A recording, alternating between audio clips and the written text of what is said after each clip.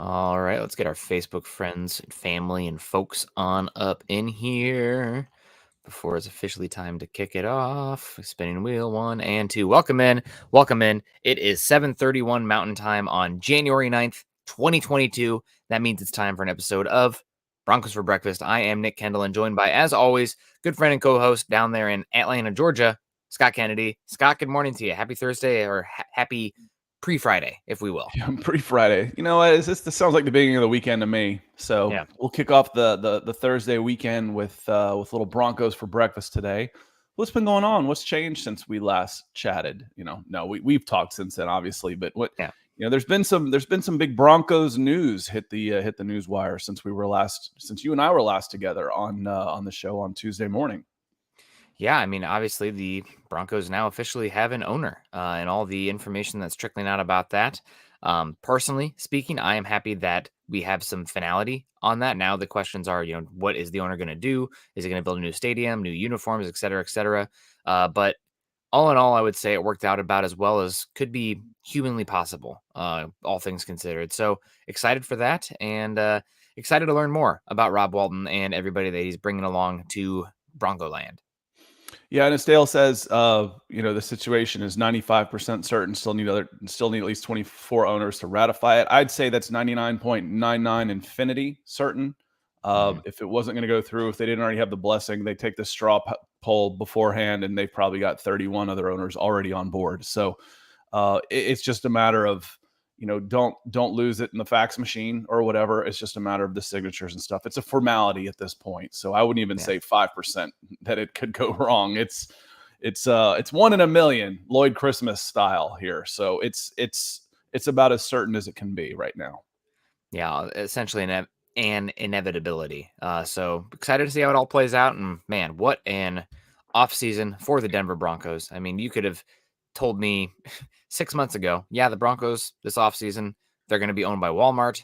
They're going to get Russell Wilson, and they're going to have a goofball, very endearing of a head coach. And I'd be like, well, where do I sign? How much of my soul do you want? Okay, sounds good. Because we've gone through the last 7 years, I know Scott will roll his eyes at this, and rightfully so, because Broncos country, we've been overall pretty blessed, but the last 7 years have been pretty painful, especially when you have a level of expectation that the Broncos country has had. A pretty big fall from grace.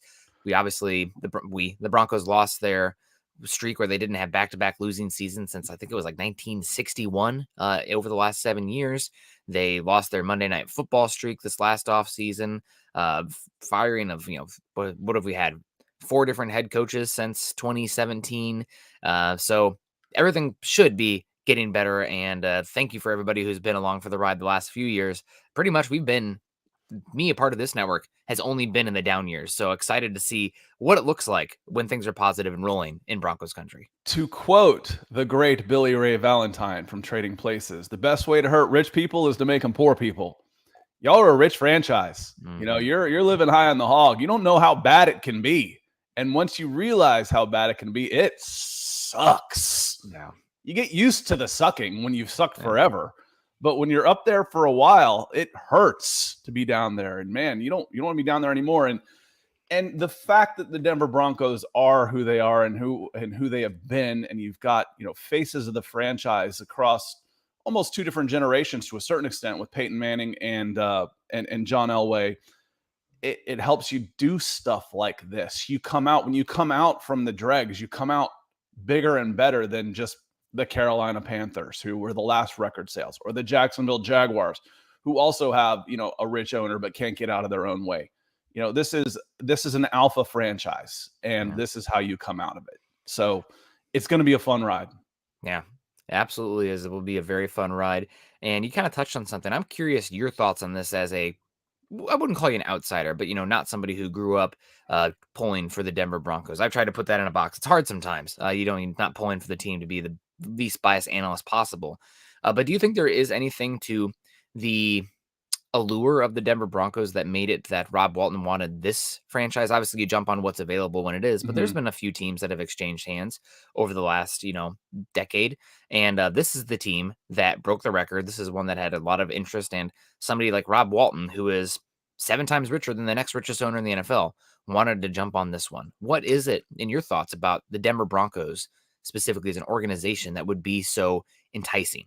I think the timing is a big one, honestly, Yeah. Nick. Do you want to get into this billionaire boys club, an exclusive club?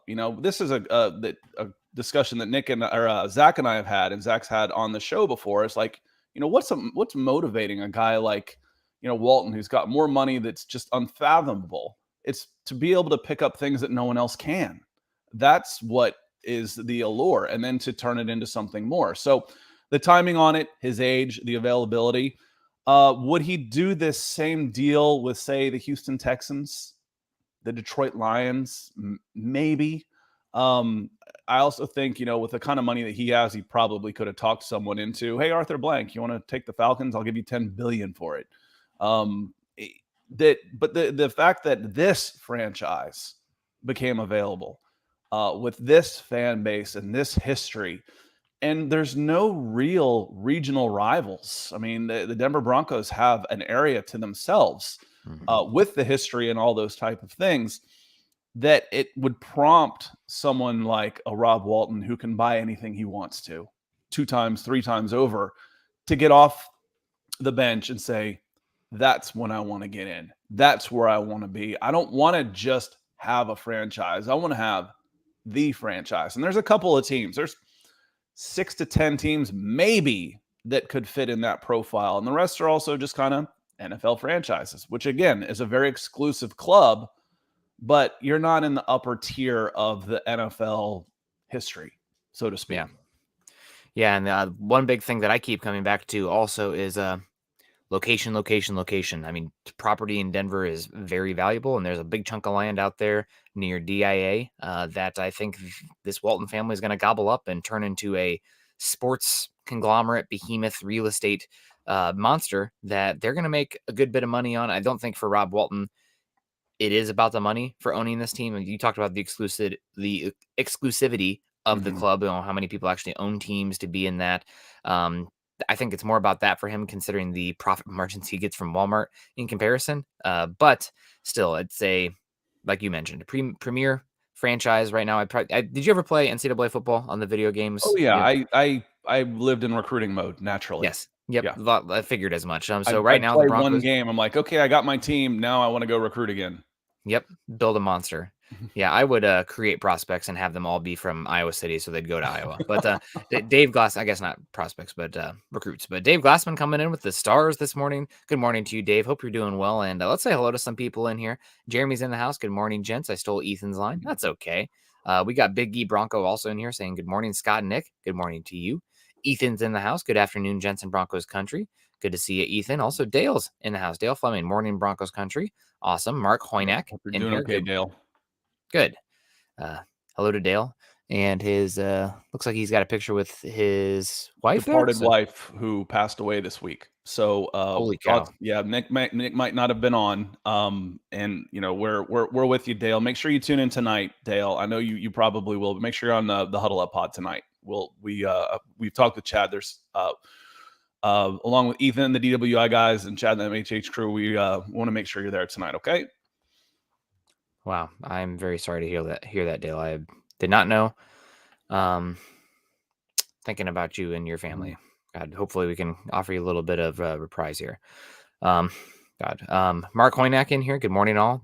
Dale, please try to hang in there. Yep, like as he said, please try to hang in there. EJ saying good morning, Nick and Scott in Broncos country. Broncos finally have a new owner. Yep, there's a white smoke raising from to Valley. Actually, it's blue smoke, right? And it's half priced. But no, thank you. Good morning to you, EJ. Dale comes in also says, thank you, Mark. I'm doing what I can. Have a great support and around me, including Broncos country on MHH. Well, that's awesome to hear, Dale. Again, really massive condolences. DeAndre Weatherspoon in the house too, saying good morning, guys. Can't wait to get the season started. Let's ride. Absolute. God, I cannot wait. Also, we have Luke Wrights in the house. Good morning, Nick and Scott. Rob Bucksbaum. Good morning from Nashville, Nick and Scott. My favorite MHH team. Well, thank you very much, Rob. And say hello to Nashville. Scott, how many? You've been to Nashville plenty of times. Oh yeah, right? yeah. I've been there a few times. I've been in Knoxville. I spent more time like out and about socially in Knoxville. Most of the time I went up to Nashville recently, it's been to work. So I'm in a hotel, I go to work, I go back to the hotel, I go home. So, but Nashville's a good town. I like the cities in the big cities in Tennessee because the river runs right through the middle of them, Yeah. which is just cool. You Yep. go out and party on the river is a fun time. Yeah, and it's a lot nicer than the Mississippi River in the Quad Cities where I grew up. You don't really want to be partying too much on that, all the agricultural runoff. Also, it's a little dangerous. But coming in, speaking of dangerous, Mark Schrader coming in with the support on Facebook. Mark, I think you came in late last night after we had closed up shop on Mark from Georgia who had come in that we missed. Mark from Georgia came in strong last night with the YouTube support. Mark, we did see Mark from Georgia. Mark's always with us with the stars, always. Yes. No, we did see Mark from Georgia yesterday. I thought you were talking about Mark Schrader. The other Mark. Texas. Yes, Mark from Texas. I hope you're doing well, Mark. I'm glad you could join us this morning. Mark messaged me after Tuesday morning as I was dropping the car off at the mechanic saying, just missed you. Sorry, Mark. Sometimes we got to be a little flexible here, but that's one of the nice things about this gig. CC's in the house too, rocking a new picture there. Morning, Nick and Scott in Broncos country. Good to see you, CC. Greg Smith, aloha, buddy. Good morning for Broncos for breakfast. A little skillet with a over easy egg. Scott, how do you have your eggs? Sunny side up. That's my guy. Awesome. Anything else on them or just plain? Salt and pepper? I put a little pepper on them, but I actually eat things one at a time. I don't know why. It's like a process for me. I eat the whites and then I scoop up the yolk in one and just one time. You eat the yolk in one? Yeah. I did that. I do that too. My family makes fun of me because it's the most grotesque thing. It's like, I don't want to get it all over unless I have like hash browns where the yolk is like delicious to soak it up in. Yeah. But no, I'm a process eater. Eating to me is like, I love food. I'm not a foodie. Just make sure it's decent and I've got plenty of it.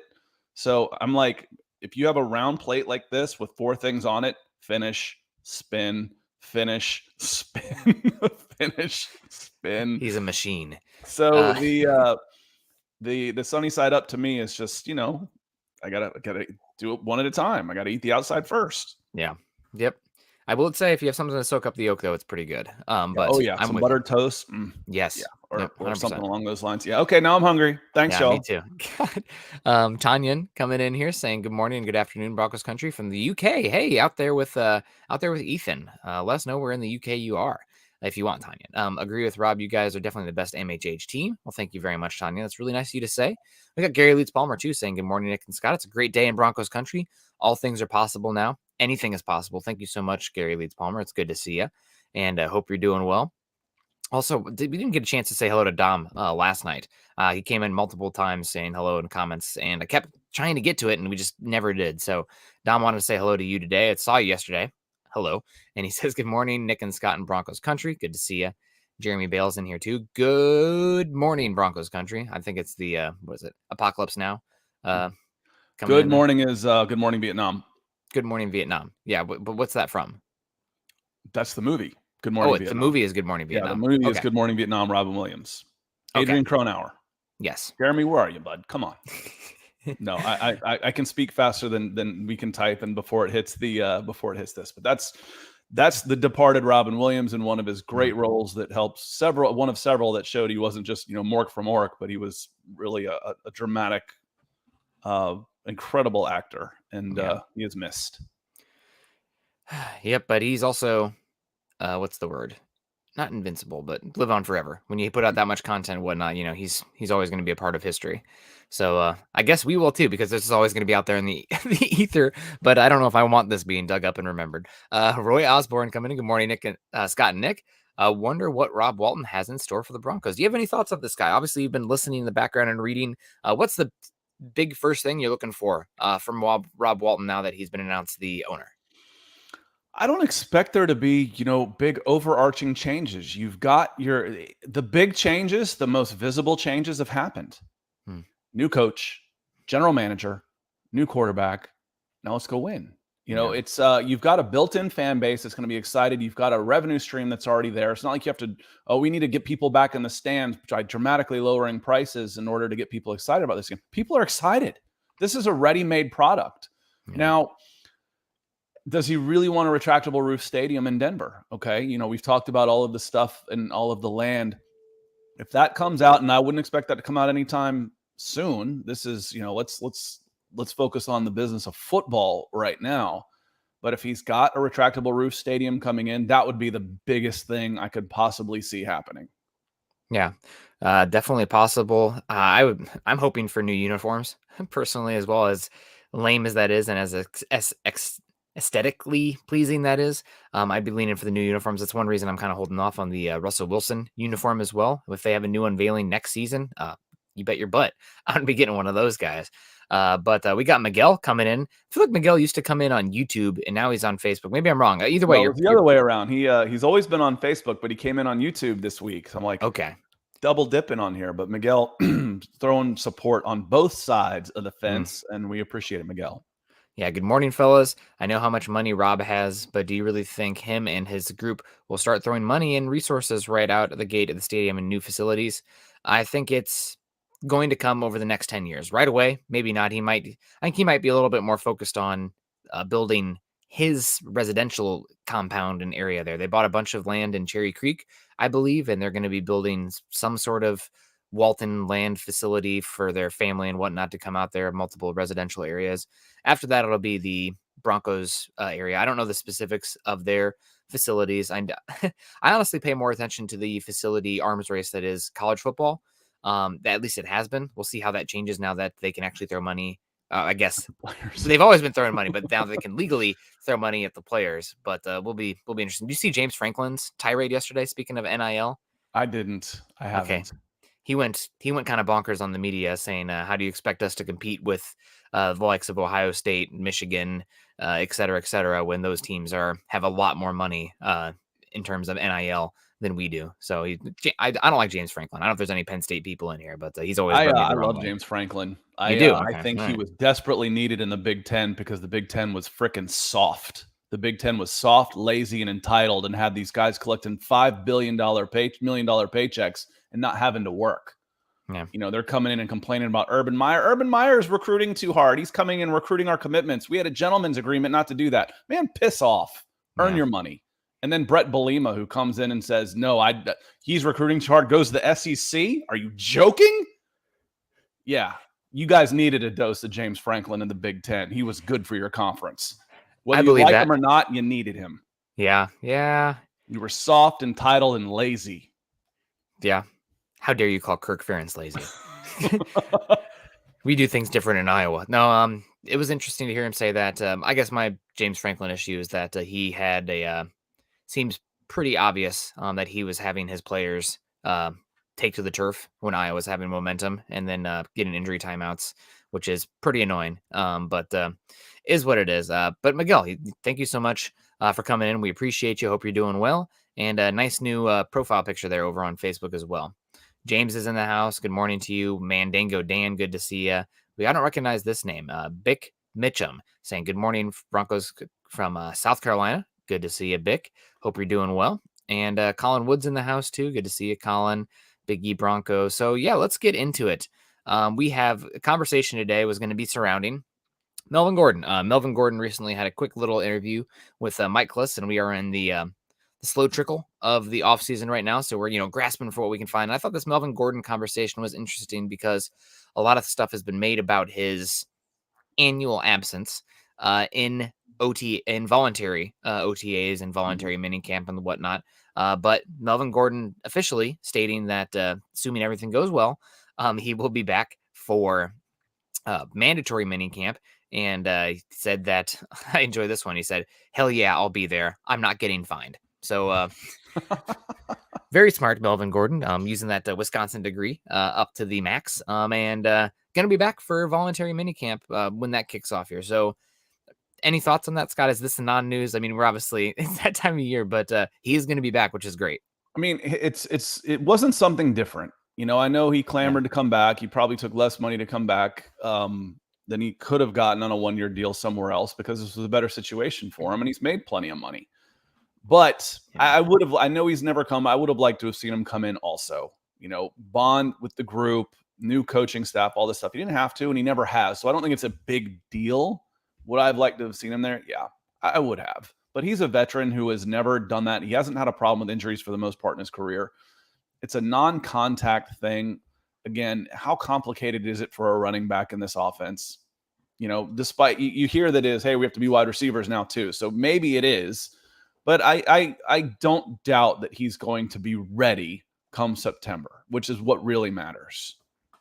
Yeah, I mean, it hasn't really. We can make a bunch about him missing voluntary minicamp and OTAs and all of that, but for the most part, he's been healthy and he's been good.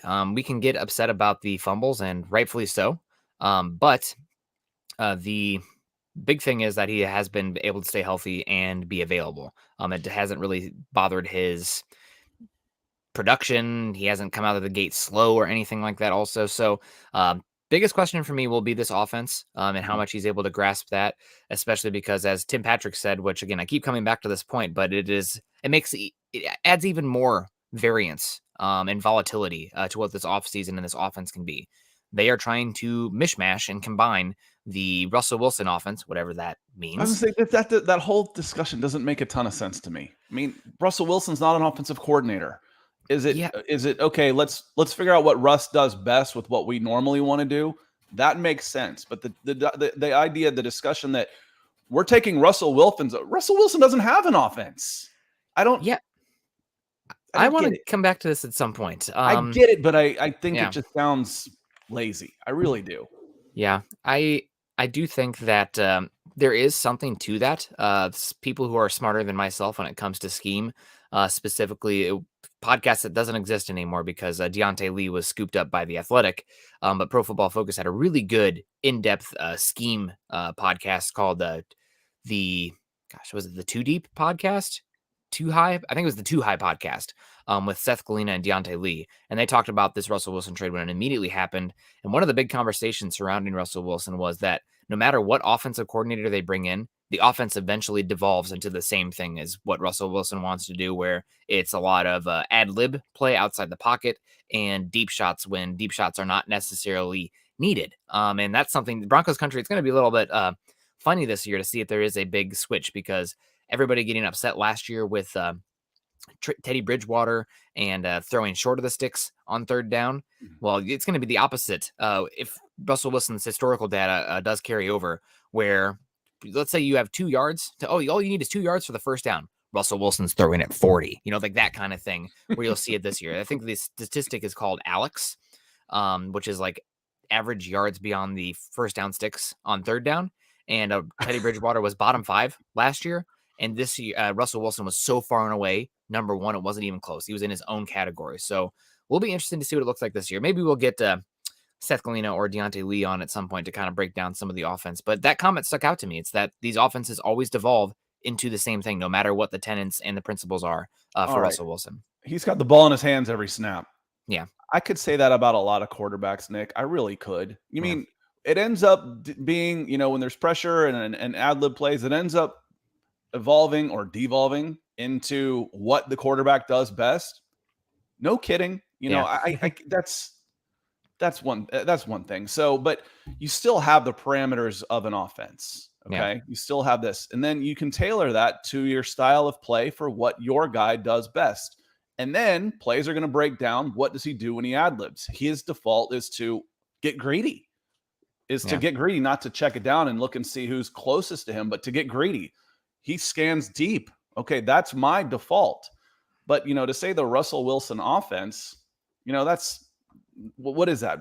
Schoolyard, drawing plays in the dirt. He's not a coordinator. He doesn't have an offense. He does certain things well, and he defaults to certain tendencies when he's under pressure.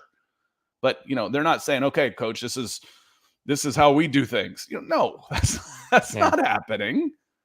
And one benefit I will say that we have with Broncos country here, with Russell Wilson coming over this season, running this kind of Kyle Shanahan-esque West Coast offense, is that's what the Seahawks brought in last year with, I cannot remember who they hired over. I think it was the former passing game coordinator with the 49ers over there to be the offensive coordinator with Seattle. So some of the terminology and whatnot should work. But again, quote from Tim Patrick, they're combining what Hackett wants to do and what Russell Wilson wants to do to make an offense that's never been seen before. So coming back full circle, the volatility of what does that look like?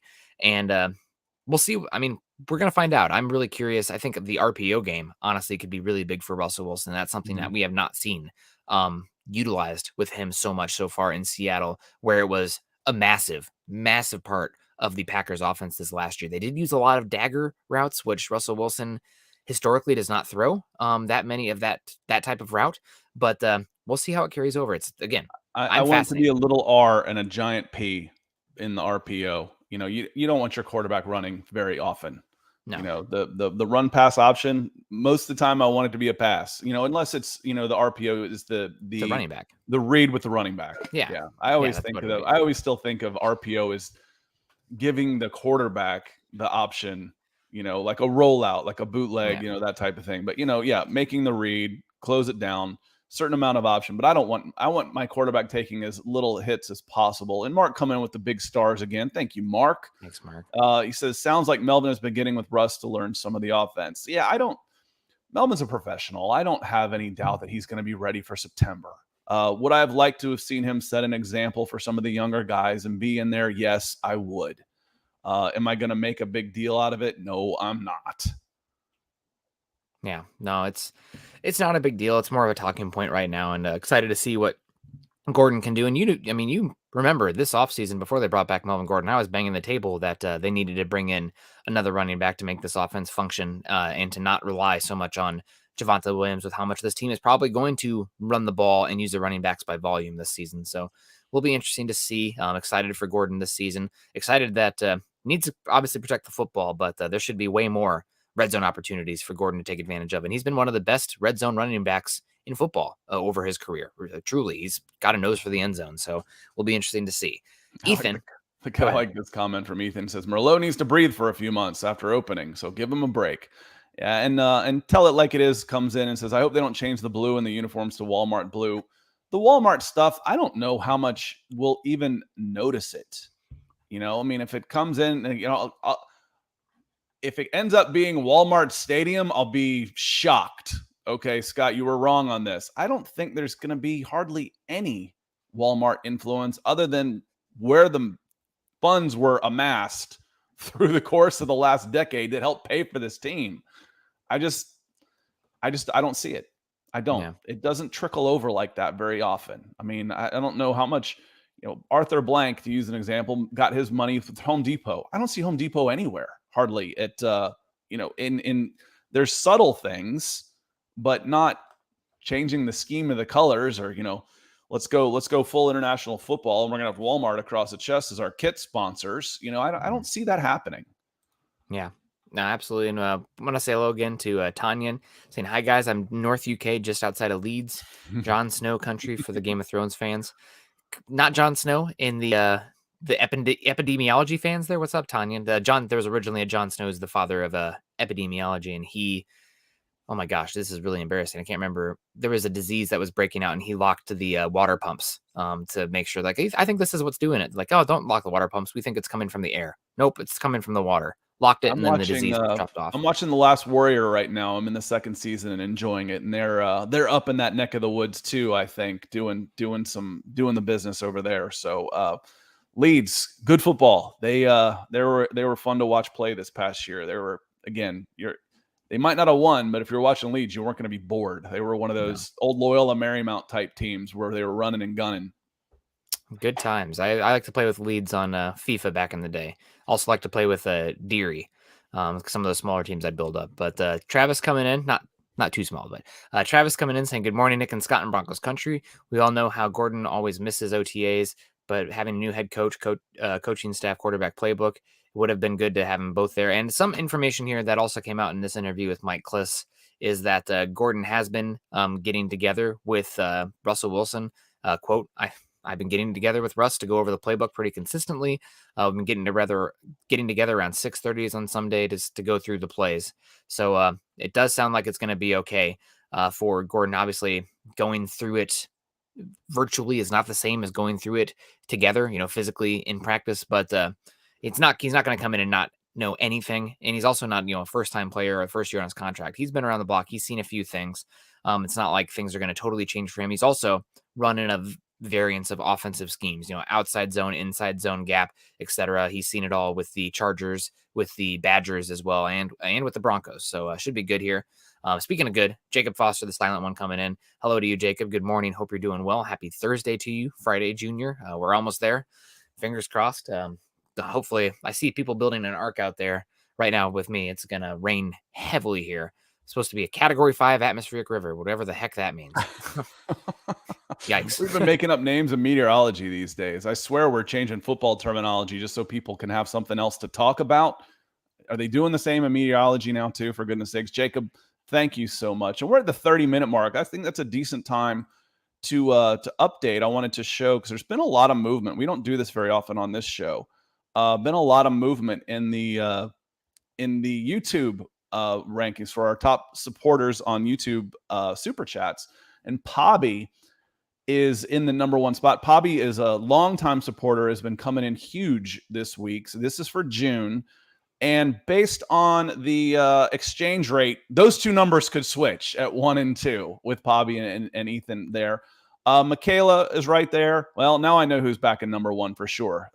With Ethan coming in with the 50 pounds. Ethan, let me make a change. You're back up. We're going to hit this one. We'll go here, and I'll move here. And this is updated live. That goes that way. And there we go. Updated live, back in the number 1 spot. But Michael, big supporter of their show, coming in. Sam, Mark from Georgia came in late last night. Some guys moving up. And if you remember correctly, the reward, the thank you, I don't even want to say a prize, raffle, or anything like that, but the thank you from us at MHH is a VIP lodging experience, etc., at the meet and greet in September for the home game. So appreciate everybody and all of your support here. It's a huge help to us, obviously. Yeah, absolutely. And being a big help here. Ethan coming in. Merlot is a backup and a vet. He's fine. Let breathe. So I guess Merlot is the new name for Melvin. Let's pick on I don't Melvin. know where that came from. That's an old name. I've heard him called that a lot. So there's a story behind that one that I don't know. He got arrested he had a DWI charge, I think, got pulled over in Denver, and he was coming from a wine drinking thing, or had been drinking wine. And I think specifically Merlot was mentioned. So, oh God, that Sideways, I think, just about killed the Merlot market with Paul Giamatti. I don't know if you've seen that. Mm-mm. The line and how he delivers the line, "I'm not drinking any effing Merlot," was just classic. Just tanked the Merlot market on that. So really, it was like, I mean, like, seriously, on a line, Merlot sales nationwide, boom. It's like almost what Rain Man did to Kmart. Yep. And Miss XOXO, Mr. X, and Dr. Science coming with the super sticker, $2. Thank you so much. And also Jeremy correcting me here. It's Toyin, Nick. Yep, Toyin. Excuse me. I haven't had enough coffee to see straight yet this morning, so hopefully we'll get that going here pretty soon. But back to the running backs here. We got Trevor. Also, Trevor said good morning. Nick and Scott, have we seen a lot of throwing to guys in camp so far? Question: what is the biggest difference you guys have noticed from Teddy and Locke to the past to Russ now, and compared to what the QBs we have had? Thanks, guys. I mean, what Scott and I are getting right now are the highlights that the Broncos want you to see. So I'm not taking too much away from it until we have preseason games where they're going up against teams that are running concepts and they don't know what's coming, and a little bit more game-like scenarios. So what are the big things we're seeing? I think the biggest thing is that you know who the quarterback is. There's no question. There's no splitting reps. There's no who's winning the day. Everybody's winning the day because you know who the damn quarterback is. There's no question about it. So that's the biggest thing that I've seen. I've obviously more explosive pass plays. Does seem like the defense is still getting theirs as well. But overall, my biggest takeaway is relief and excitement and just gratitude that we don't have to go through this quarterback scoreboard bullcrap that has been going on in Denver for 6-7 years with no win options. I think just the explosive plays, the aggressiveness is one. It's, I think, big, not death by inches. You know, I think is I was here before. I wasn't here during the death by inches comment, but that's kind of what it turned into. This isn't what we're gonna do. I don't know how it even came, but it was, rather than try and eke your way down the field, if we can get down the field in one play, we're gonna. Mm-hmm. And then we'll work our way back. So it's the explosive plays that you've seen, the long throws, which gets everybody excited. You know, if I've got a chance, if my upside is, okay, I'm going to catch a 3-yard hitch and then get walloped by 3 defenders, I'm not so excited as a receiver. Okay, I'm going to run a slant and try and not get killed by the linebackers. Or if I can extend this play and get behind this guy, I'm going to go deep and score a touchdown and get 60 yards. The whole culture, everything about it has changed. So the aggression from the quarterbacks and the play calling and the receivers is, to me, the biggest difference. And again, that starts with the abilities of the quarterback. Yeah. No, absolutely. God, it's such a better place to be than we've been. So excited about that. Excited for real football to get into it. Dom asking a question, guys. Who's your player that's came out the most in OTA? So anybody who stood out in organized. What does OTA stand for? I have Organized team optional in my head stuck. So not optional. it's organized team activities. Yes. I just got it. But I cannot, as organized training, what I have, the O to me sounds for optional, and that's all I end up reading. But it's organized team activities. Yeah, there you go. Almost got there. I knew it was organized. But yeah, voluntary versus involuntary OTAs. But guy who has stood out so far the most in OTAs. Anything that you've heard or seen, Scott, or anybody that you want to highlight as far as standing out? Just watching and listening. I think one of the guys to watch for sure is Pat Surtain has been getting a lot of praise, but the other one might be Bradley Chubb. Honestly, is somebody that we're hearing a lot about going out there and doing well. Now, we're not there watching every single day. And frankly, if you listen to the coaches, the one time I will say listen to them is say these are about installations and staying healthy. You're not going to learn a ton about guys when they're in. And frankly, somebody just lost a practice day because they were too physical. You're not going to learn a ton about football guys if they're not allowed to hit. So, but the fact that Bradley Chubb is looking healthy and explosive is good news. You see a highlight of Albert Okwuegbunam getting behind guys. I expect to see that this year. He's my sleeper for the season, but you're not going to learn a ton about the team, except again, maybe some schematics and culture again as the big one, how the team is feeling and the attitude of the team and who else there. But no, I'm not going to name a breakout star based on OTAs. Yeah. And I'll go a little bit more under the radar guys who maybe had niche roles last year that have seemingly taken big steps forward. Jonas Griffith getting the main run as linebacker 2. How often are the Broncos going to run those 2 stack linebackers? Stack linebacker is the terminology George Payton used, so I'm going to stick with that one rather than off ball or just linebacker. So stack linebacker, that second level of the defense there. Jonas Griffith has been getting the reps as the number 2 there next to Josie Jewell. And that has me excited this year. How often will we have 2 linebacker sets? We're fixing to find out. But that's one that stands out. And also it seems like PJ Locke has been the safety number 3 and jumped Caden Stearns in camp so far. Some of that might be that Caden Stearns is going to have enough of a dichotomized role as that dime backer that they'd rather train PJ Locke filling in for Kareem Jackson when he's had those vet rest days. But either way, PJ Locke has been getting a lot of looks and somebody to keep an eye on there this offseason. So we have Mark Schrader coming in saying, how did the Facebook stars look? I don't have access to those. I think I've got access to everything Chad's except for, including his bank account, social security number, but not the Facebook page. So I don't have that one. Chad will update that one tonight and show everybody. I manually keep tabs on the YouTube, so that's how I've got that one. Is Facebook compiles them, but I don't have back-end access on that. I know Mark Schrader is going to be in the top 2 or 3. That much I feel confident about. Yeah, him and George Foster, definitely some of the big hitters over there on Facebook. Anybody else who has stood out maybe in camp so far? You mentioned Albert Okwuegbunam. I'm curious to see what his role is going to look like this offseason. Seems like he's been used as a big slot a lot, detached from the offensive line. So that's an option as well. Other than that, though, I mean, those seem like the big names. This maybe is terrible, but I'm honestly more interested and intrigued by the defense this year than the offense.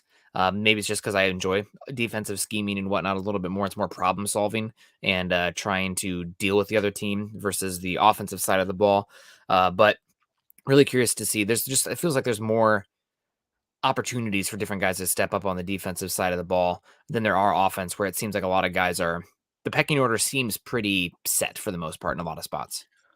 Maybe as far as personnel stuff, but when it comes to on the field production, I think we're interested to see what Russell Wilson's going to do with his team. I mean, come on. Yeah, I mean, we've I'm been in the talking about minority with the last year. If defense. only, if only, if only. We talked Yeah. about it. You guys said you've been talking about it for 6 years. If only the quarterback. But we've got these guys. But the quarterback. But the quarterback.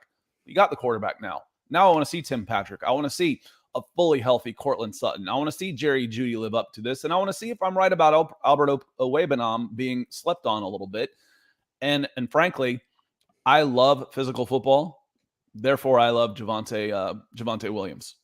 Yeah. Yeah. God, cannot wait to see what he does this season for the Broncos. We also have Roy coming in saying, I'd love to see the Broncos follow the same path as the Avalanche. Yeah, go Avalanche. Hopefully they, I don't know when the Stanley Cup's going to kick off, but would be awesome to see them bring home some hardware for Denver. You guys deserve it with your frozen stick ball. Not for me. I watch frozen stick ball once every 4 years with the Olympics, but other than that, not so much. And we got Ethan coming in saying, can we get a Draymond Jones presser every day? Dude speaks the truth. I love it. Yeah, you and me both, Ethan. Draymond seems to be a very articulate individual who does not hold back and has opinions. So I'm for that. Go ahead. Unfortunately, that's how you get to not speak very often in the public anymore. I kind of used this joke yesterday when I guessed with the Chicago Bears and asked a bunch of questions about Justin Fields, because Nick and I were both very high on him and we're both very interested in his career arc. And he was answering some questions, and I felt like you were expected to see a hand come in from the side. And that might happen to Draymond Jones one day. Speaking the truth, you got to learn your cliches. You got to love them. You got to know them. And, being out there and being a little too honest can get you in some trouble. Yeah. That's what we're here for.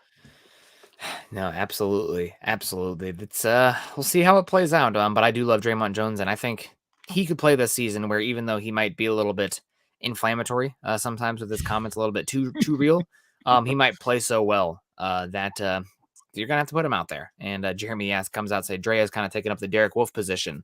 Definitely a little bit different than Derek Wolf on the spectrum of ideas, but definitely somebody who, what is it, NFA or NFWU, never F with us, I think is what it was. Derek Wolf had a slogan for a while. Derek Wolf's a scary man. I would not want to meet him in an alley. I'll say that. Derek Player coming in saying, I think we're going to trade Bradley Chubb. What do you think about this, Scott? I think that's probably not going to happen, but it's in the realm of possibilities. Yeah, unless Baron Browning all of a sudden turns into the second coming of Von Miller, or Nick Bonito comes in and he's Bruce Irvin right out of the gates, I don't think you make that move. If Bradley Chubb is playing well, you want him this year. You don't want to try and weaken a position. If you think you've got a chance to make a run in the playoffs, you want Bradley Chubb out there. And if he's not performing, what are you going to get for him? You're better off, riding out this contract, and if you can get something for him. But last year you traded Vaughn because your team wasn't going anywhere, and you got value for him, and he was playing well early in the season. This year, if he's playing well early in the season, you want to hold on to him unless your team is tanking. And frankly, the only way I can see that happening where you're out of this thing by week 8 is with an injury to your quarterback, and I don't wish that on anybody. Yeah. So that's really the only scenario I can see Bradley Chubb getting moved, unless, like I said, you see early on Baron Browning or Nick Bonito turn into LT and Bruce Irvin out there. But again, you want proven guys. This is a playoff team. This is a team that's I think maybe it wasn't Justin Simmons. I think it may have been Cortland Sutton who Super Bowl or bust for this team. You're not trading Bradley Chubb if that's your mindset. Yeah, unless things go wrong, but hopefully that's not the case. We got Michael Ronquillo coming in here, $20, flashing orange on the screen here. Thank you so much, Michael. We appreciate that. And a question coming in from Tony, and we're going to start to wrap it up in here, guys. So if you have any supers or questions, make sure you get them in. But if not, this might be one of the last ones coming in saying, just curious, with all the veteran hype that coaches Shermer and Fangio had coming here, why have they not been immediately given new jobs? I can't speak for Shermer, but I do have it on good authority that Fangio had been offered plenty opportunities that he turned down. Money's not really a big issue right now, given the payout that you get when you're fired as a head coach. And I think I think Fangio does have a role somewhere where he's kind of a supervisor, the Dom Capers kind of role, where he's standing back and he can advise and whatnot, but he's not the demands of a defensive coordinator. So Vic Fangio is going to be sought after. He's going to be a very highly paid defensive coordinator probably a year from now. His defensive tendencies and philosophies and tenets have taken hold across the NFL. Everybody's trying to mimic what Fangio kind of laid the groundwork for, schematically speaking. So he's not going to be long outside of a job, and he's still in the framework of the NFL.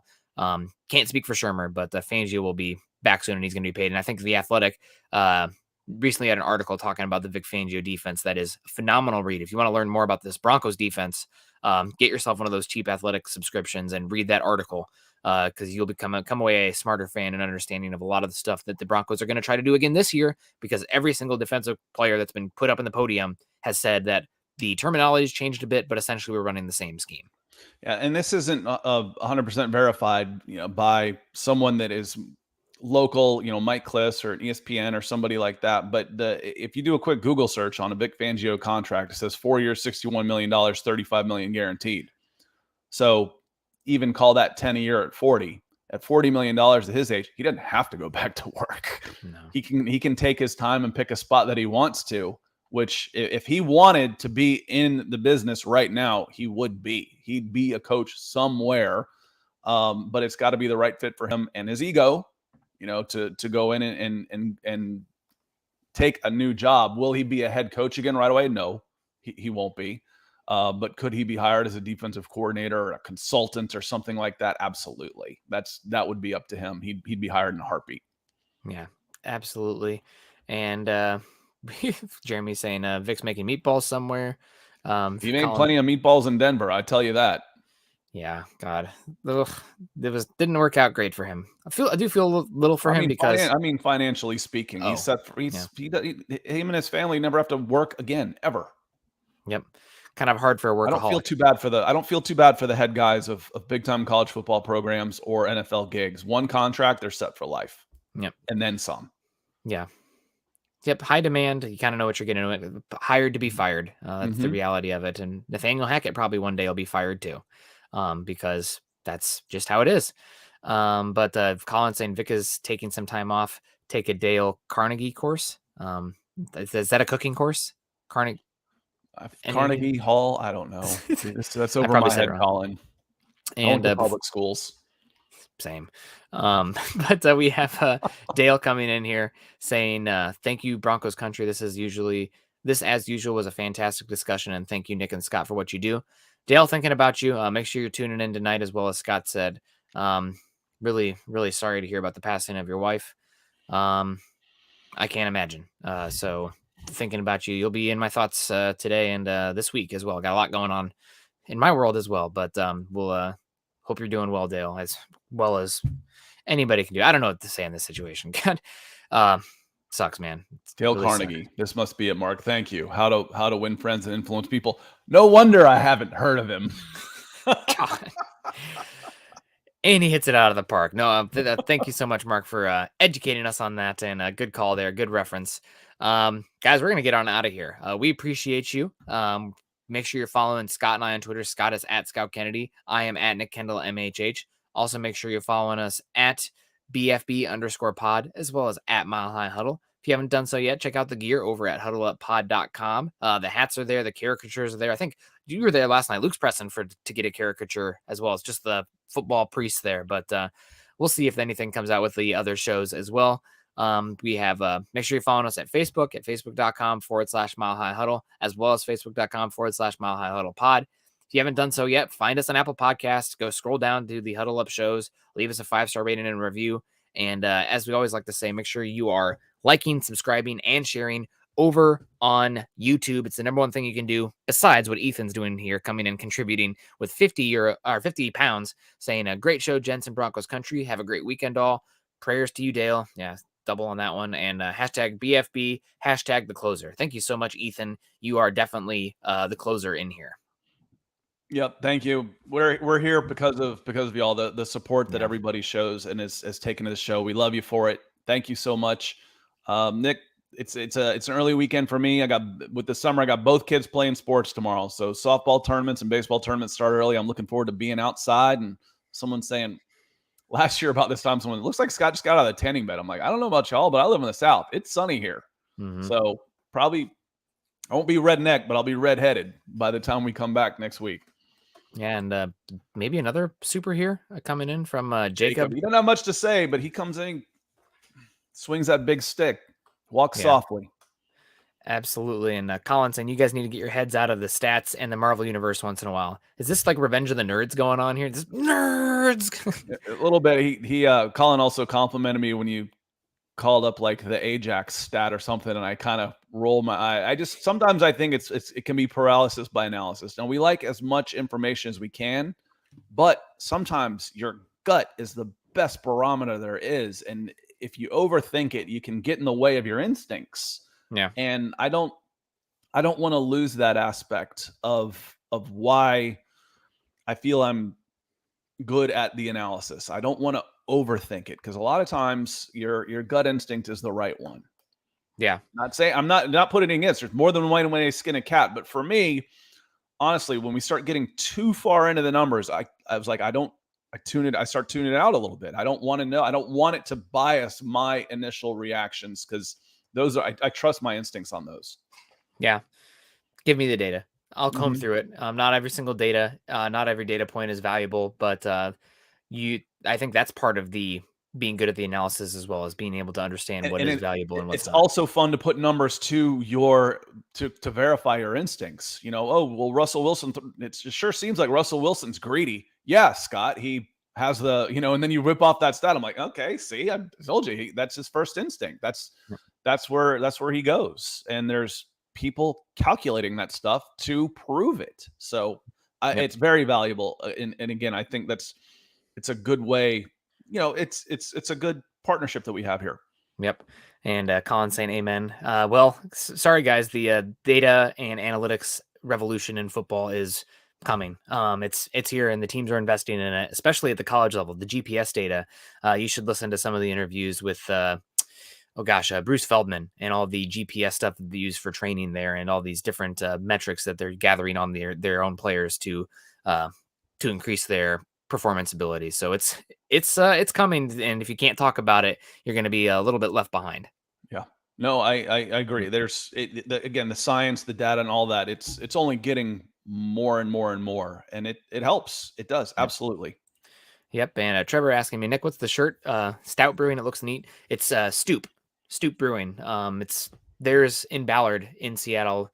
There are about 6 or 7 breweries that are really all within walking distance, and really a good time, especially in the summer when it's nice. Had a lot of outdoor seating and a good beer scene out here in Seattle. Not surprising.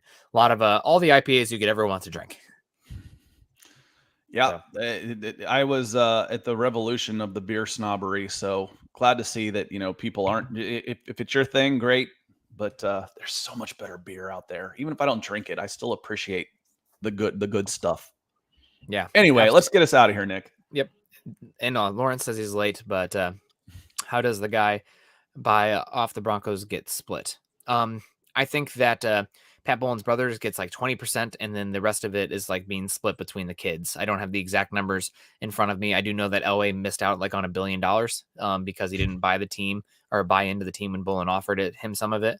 So that's unfortunate for Elway. He's going to cry into his money anyway, I guess. But yep, that's my understanding of it. And thank you so much for coming in late, guys. We're going to get out of here. Dale, thinking of you. Have a good weekend, you guys. I'll see you guys again on Tuesday, and make sure you choose kindness, choose compassion. Go Broncos.